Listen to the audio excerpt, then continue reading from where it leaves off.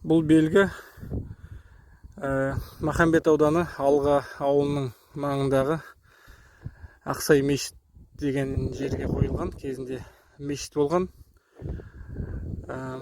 1937-38 жылдары бұзылған ғой. Құрылыс саман кірпіштен салынған.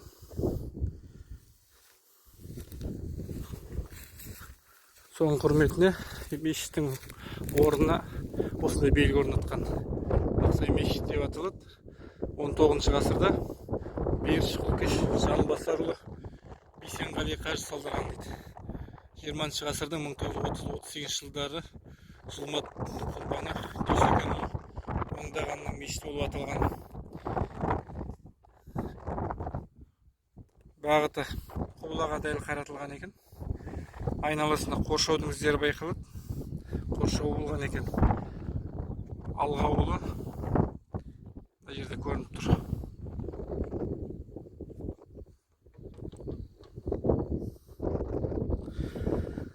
Екі 2023 жылы біздер Атырау облысындағы ескі мешіт медреселер мен мектептер тақырыбында кітап альбом шығарғанбыз үлкен жобамен. Ресейдің, Қазақстанның, Татарстан, Уфа деген сияқты қалаларда архивтік жұмыс жасадық.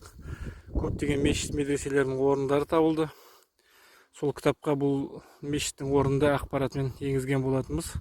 Ол кітапты облысымыздың барлық кітапханаларынан табуға болады. Зерттеу жұмыстар нәтижесінде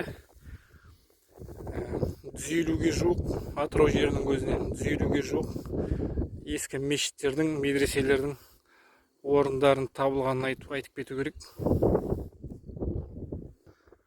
Сонымен қатар кезінде мешіттер тек қана діни қызметпен айналыспаған, сонымен қатар білім беретін орында болған ғой. Медреселер ашып әртүрлі мамандықтардан сабақ берген, тек қана дін жағынан емес, Құран оқу деген сияқты, география, математика деген сияқты. Мына жерде де бір құрылыстың орны бар. Медресесі болды ма? Бұл енді бағыт құбылаға қаратылған мешіттің орны емес.